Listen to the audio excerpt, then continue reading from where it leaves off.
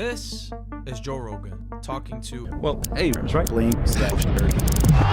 how did a kid from the 90s who had no access to electricity and could barely even switch a computer on to the Joe Rogan Experience being one of the most streamed podcasts globally with 51.5 million streams monthly? Well, it sounds all sunshine and rainbows, but it was really a dreadful process. Longing in the decades, Rogan clawed up out of a mix of childhood trauma, drugs, and potentially murder. How did this broke college kid survive? And what ignited the Joe Rogan we see today? And finally, is this the real Joe Rogan?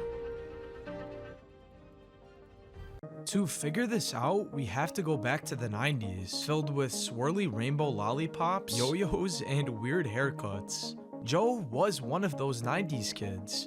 Only he was different. You see, Joseph James Rogan never had any friends, often relocating, going school to school, leaving behind old classmates. But why? You see, Joe was born to Joseph Rogan Sr. and Susan Lembo. They soon divorced, and as Joe grew up, he realized the real reason why his parents divorced. Joe always loved his father, but as a teenager, he started to understand. So my dad got me alone, just pulled me in a room, shut the door. I'll never forget this, because I was 5 years old. I remember what the dresser looked like. I remember what the sheets looked like on the bed.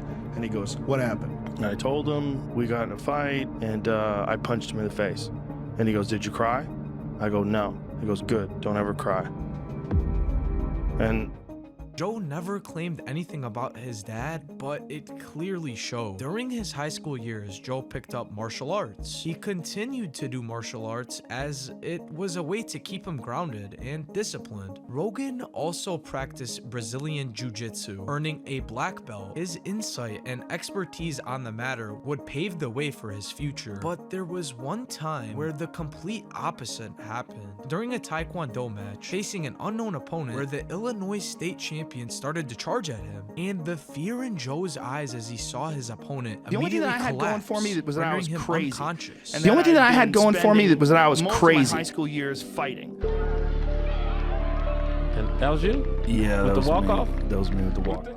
Rogan was 19 years old at the time and had delivered a serious back kick so hard he remembered limping days after. This moment fundamentally changed how Rogan viewed the world of martial arts. He had just almost killed a kid due to the heat of the moment. He knew if he kept going like this, he wouldn't be the one kicking, but he would be the one in the hospital stretcher. And this is where the downfall of Joe Rogan's Taekwondo career came. During this period, Rogan was working frantically, job to job, and it was one night that would change it all. While out with his friends for a drink, he's encouraged to step onto the stage and crack a few jokes. Unbeknownst to him, the audience loved it. What he said. Oh, I was so Where was it? terrified. It was in Boston, at a place called Stitches. Are they still there? August 27, 1988. And he himself quickly fell in love with the art of storytelling. The thought of making this a future career was still just a fever dream to him. By 1990, he moved to New York City to pursue stand-up full-time, performing at clubs and building a reputation in the comedy scene. A few years later, around 1994, he relocated to Los Angeles, where bigger opportunities awaited. Rogan's move to LA marked the start of his entertainment career. In 1994, he landed a role on the Fox sitcom Hardball, playing Frank Valenti, a dim-witted baseball player. To run around naked, do whatever I want. Pack up the canoes and scram, they're trespassing. Though the show was short-lived as it was critically received, Joe was back to square one. But his big break came in 1995 when he was cast as Joe Gorelli, the handyman on NBC sitcom News Radio. The show ran until 1999, giving Rogan 5 seasons of steady TV work and exposure. He also started to appear in other shows, such as Fear Factor. He would often argue and wrestle with contestants, causing drama and boosting audience reception. What are you doing? You can't assault people. What do you run up and hit other contestants? Don't hey. Got in Joe's face. And then he got too close to Joe. Oh my God. Rogan's martial arts background came back into play in 1997 when he met a buddy named Dana White, which for some reason they actually look very similar. I don't know why I always thought of this, but it's just an odd coincidence, I guess. But Dana White had seen something in Rogan, something no one else had, a knack for storytelling. Not just that, he was also a fighter with experience in the decades. Initially, he did backstage interviews for free at UFC 12, and Dana later hired him as a color commentator in 2001. Rogan's insightful, enthusiastic commentary made him a fixture in the sport, as he's remained a key voice in UFC broadcasts ever since.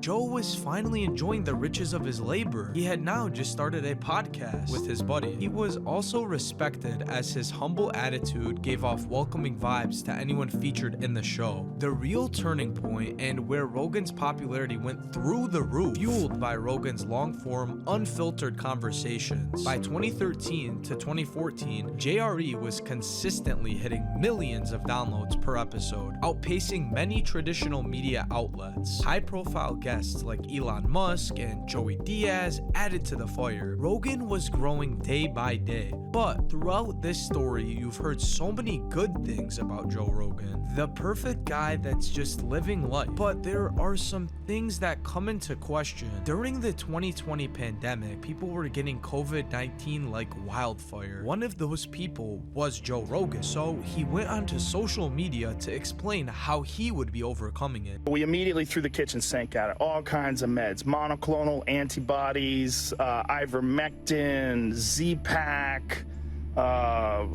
prednisone, everything.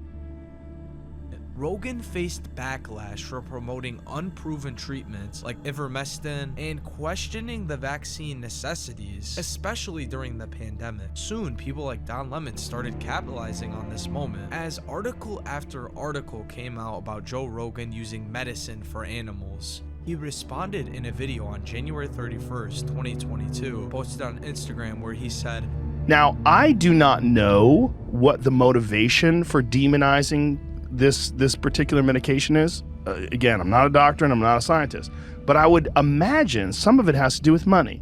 The reason being is that it is a generic drug now. The patent has run out, so anybody can make it, and it's worth like 30 cents a dose. Soon, a video resurfaced of Rogan saying the N-word multiple times. You know, Thing. Yes. Saying the word.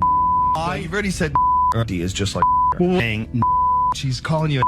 One person in particular was Eric Deggans, who claimed that Rogan should be canceled for his use, reasoning that people have been canceled for less, and that Spotify should cancel their multi-nine-figure deal with Joe. He then soon went on a rampage. Rogan soon made a post apologizing. I'm making this video to talk about the most regretful and shameful thing that I've ever had to talk. There's a video that's out that's a compilation of me saying the N-word, and I agree with that now. I haven't said it in years, but for a long time, when I would bring that word up, like if it would come up in conversation, instead of saying the N-word, I would just say the word. Although most people have forgave him, Deggans never did. He kept fighting against Joe until he eventually lost his job as a journalist. Although it's not too sure what the reason was for Deggans, it could be that Rogan was simply overshadowing him, and Deggans was just trying to see a way to get back into the spotlight while getting rid of a close competitor. Now, the story of Joe Rogan will likely be studied as a guy with abusive parents, starting from nothing, and becoming one of the most influential creators of all time. Now, it's your turn to make your mark.